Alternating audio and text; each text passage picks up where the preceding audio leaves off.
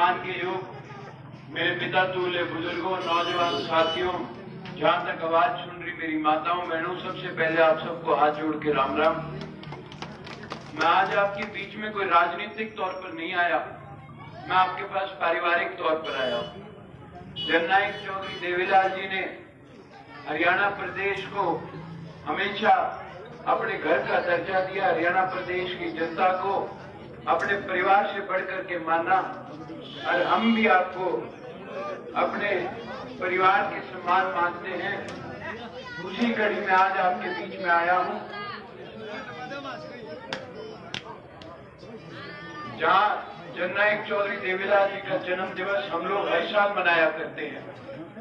वो जन्म दिवस अब की बार आपके पड़ोस में जींद की पावन धरती पर मनाने जा रहे हैं, इसलिए मैं आपको उसका निमंत्रण न्योता देने आया हूं।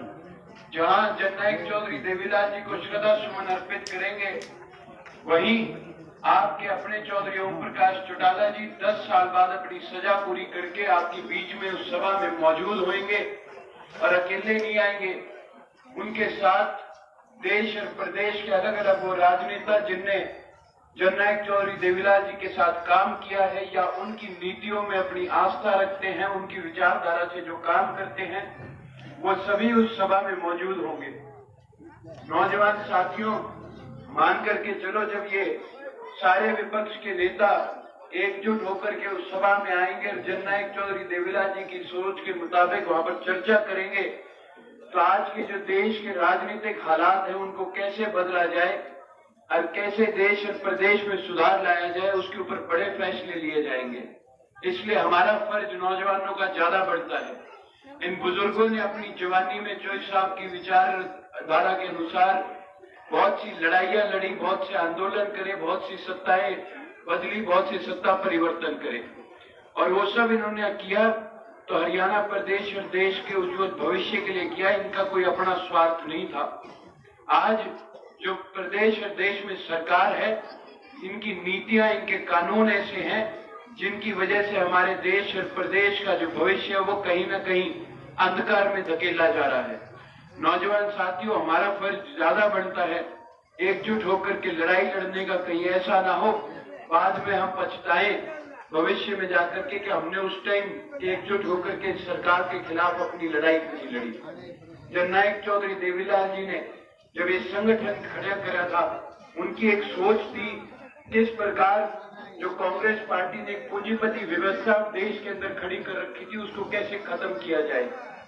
आज उसी का नतीजा था कि उन्होंने जब गांव-गांव जाकर के जात पात धर्म से ऊपर उठ करके 36 बिरादरी के लोगों को एकजुट करके इस बात का एहसास कराया कि भाई एकजुट होकर के लड़ाई लड़नी पड़ेगी, तभी आपके हित की बात कोई करेगा। और उन्होंने प्रयास करा कि कैसे गरीब मजदूर किसान कमेरे का बच्चा इस देश की पार्लियामेंट में पहुंचाया जाए, विधानसभा में पहुंचाया जाए। उनकी नीति और सोच के हिसाब से उस समय फिर सरकारें बदली, किसान के बच्चे भी, गरीब के कमेरे के मजदूर के बच्चे भी इस देश की पार्लियामेंट में पहुंचे, और ऐसे फैसले लिए गए जिनसे हमारा भविष्य उज्जवल हुआ था। लेकिन आज की मौजूदा सरकार ने फिर वही परिस्थितियां खड़ी कर दी। कुछ पूंजीपति परिवारों को खुश करने के लिए आज ऐसे कानून बना दिए जिसकी वजह से गरीब मजदूर किसान कमेरा फिर से मजबूर हो गया सड़कों पे उतरने के लिए। इसलिए आपसे जहां मैं जननायक चौधरी देवीलाल जी के जन्म दिवस का निमंत्रण देने आया हूं, वहीं आपसे एक निवेदन और करने आया हूं। 27 तारीख को किसानों ने भारत बंद का ऐलान कर रखा है। यह अब की बार आंदोलन सिर्फ केवल मात्र किसानों का नहीं रहा, इसके अंदर किसान कमेरा मजदूर गरीब व्यापारी कर्मचारी नौजवान महिलाएं सभी शामिल हैं। ये जन जन का आंदोलन है। इसको कैसे कामयाब करना है, उसके लिए आपसी भाईचारा बना करके दोबारा एकजुट होकर के चौधरी साहब की सोच के मुताबिक 36 बिरादरी के लोग जात पात धर्म से ऊपर उठ करके इस लड़ाई को कामयाब करो, राजनीति से ऊपर उठ करके इस लड़ाई को कामयाब करो। और 27 तारीख को जब आपका बंद कामयाब होगा, इस सरकार को एहसास हो जाएगा कि ये पीछे हटने वालों में से नहीं है, ये तो लड़ाकू कौम है, अपने हक छीनेगी और अपने हक लेकर के ही अपने घरों को लौटेगी। आपको एक विश्वास दिलाने और आया हूं। मानता हूं आसान नहीं है आपके लिए, जननायक चौधरी देवीलाल जी का नाम लेकर के हमसे पहले आए थे, आपसे वोट बटोर के ले गए, आपको वायदे करे थे कि हम इस बीजेपी के खिलाफ लड़ाई लड़ेंगे, लेकिन आज इस बीजेपी की गोद में जाकर के बैठ गए, इस बीजेपी की कठपुतली बन करके रह गए। उसमें उनका स्वार्थ था, उनका लालच था, लेकिन हम तो उसका खून है जिसने आपसे वायदा किया था कि मैं किसानों की लड़ाई लड़ूंगा, मुझे पद से मतलब नहीं है। इस्तीफा देकर के आप किसानों के लिए वो सड़कों पर उतर करके आए और उन्होंने किसानों के बीच में जाकर के किसानों की आवाज को बुलंद किया। जिस दिन अभय सिंह चौटाला जी ने इस्तीफा दिया था, मैं भी उनके साथ स्पीकर के पास गया हुआ था।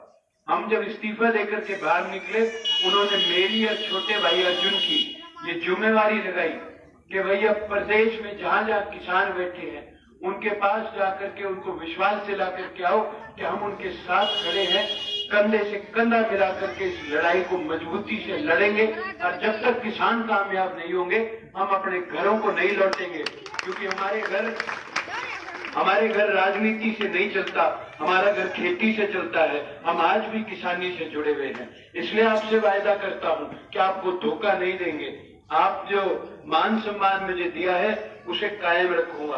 पीछे कई गांवों में पगड़ी पहनाई गई थी और कहा गया था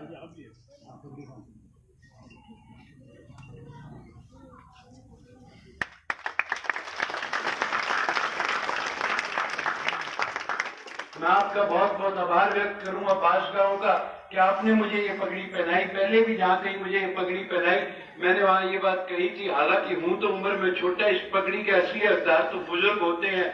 और मैं आपको एक वायदा करता हूं, ये उनको जिनको आपने पहले पहनाई थी उन्होंने तो इस पगड़ी का रंग बदल दिया और बीजेपी की कदमों में ले जाके रख दिया था, लेकिन इस पगड़ी की आन बान और शान हरियाणा की जो है, इस पे कभी आंच नहीं आने दूंगा, इसको कभी झुकने नहीं दूंगा।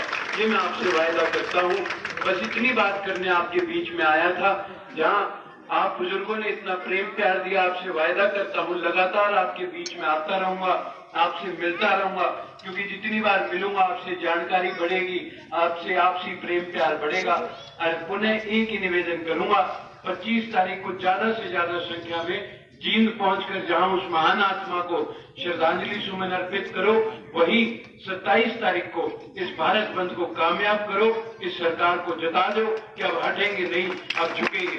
आप सभी आए, उसके लिए आपका बहुत बहुत धन्यवाद।